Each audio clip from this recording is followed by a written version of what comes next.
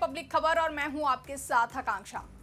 UP उपचुनावों के बाद प्रदेश के संभल जिले में इन दिनों भारी बवाल देखने को मिल रहा है। 24 नवंबर की सुबह जब आधे से ज्यादा लोग सोए हुए थे, उस वक्त हिंसा संभल में आहट देती है और सामने आता है रोंगटे खड़े कर देने वाला हंगामा। ये आगजनी की तस्वीरें, ये जली हुई गाड़ियों का मंजर इस बात की गवाही देता है कि कैसे यहां तबाही ने अपना तांडव मचाया है। दरअसल ये पूरा मामला शुरू होता है एक याचिका से।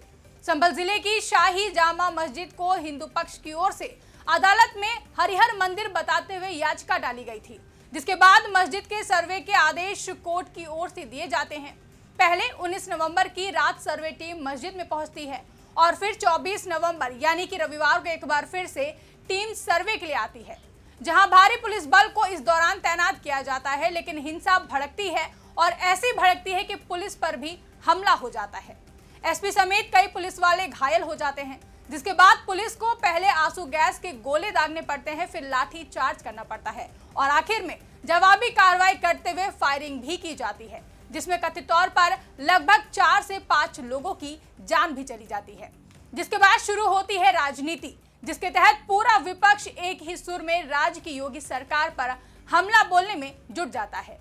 दरअसल यूपी उपचुनावों में शुरू हुई सियासी गहमागहमी अभी पूरी तरह से थमी भी नहीं थी कि संभल में भभकी हिंसा की आग से पूरे प्रदेश की राजनीति गर्मा गई, जिसके चलते विपक्ष लगातार प्रदेश की सीएम योगी की सरकार पर हमलावर है। सपा सुप्रीमो अखिलेश यादव तो पहले दिन से ही मामले को लेकर योगी सरकार पर निशाना साधने का काम कर रहे हैं। इसी कड़ी में संविधान दिवस के मौके पर समाजवादी पार्टी के राष्ट्रीय अध्यक्ष अखिलेश यादव ने संसद के बाहर बीजेपी पर हमला बोला है। अखिलेश यादव ने कहा कि संविधान हमारे पीडीए का प्रकाश स्तंभ है, इसलिए संविधान के प्रति हमारा पूरा सम्मान है और जब संभल में ऐसी घटना हुई हो तो क्या जश्न मनाना सही है?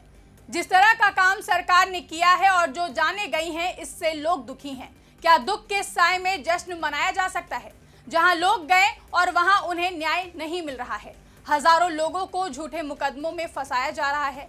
सांसद, विधायक और उनके बेटे पर झूठे मुकदमे लगा रहे हैं। अगर ये पूरी तरह से किसी की गलती है तो ये है सरकार की गलती। एक बार सर्वे हो गया तो फिर दोबारा सर्वे क्यों? और अगर दोबारा सर्वे ही करना था तो आपस में बैठकर चर्चा कर सकते थे। यही नहीं, सपा सुप्रीमो ने एक्स पर पोस्ट करते हुए लिखा कि सर्वे के नाम पर तनाव फैलाने की साजिश का सर्वोच्च न्यायालय तुरंत संज्ञान ले और जो अपने साथ सामाजिक सद्भाव बिगाड़ने के उद्देश्य से नारेबाजों को ले गए, उनके खिलाफ शांति और सौहार्द बिगाड़ने का मुकदमा दर्ज हो और उनके खिलाफ बार एसोसिएशन भी अनुशासनात्मक और दंडात्मक कार्रवाई करे। उत्तर प्रदेश शासन प्रशासन से ना कोई उम्मीद थी ना है।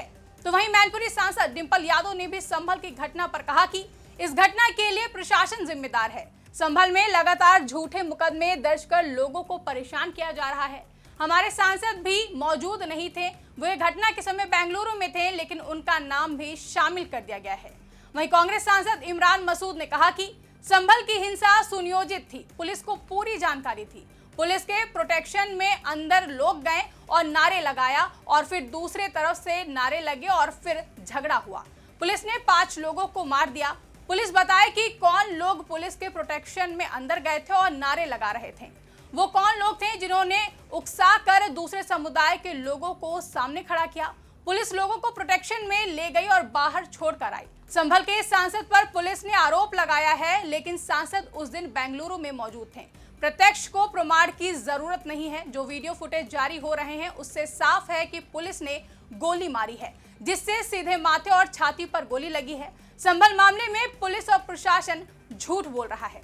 साथ ही एआईएमआईएम चीफ असदुद्दीन ओवैसी ने मीडिया से बात करते हुए संभल हिंसा को लेकर कहा कि वीडियो में पुलिस गोली चलाते हुए दिख रही है।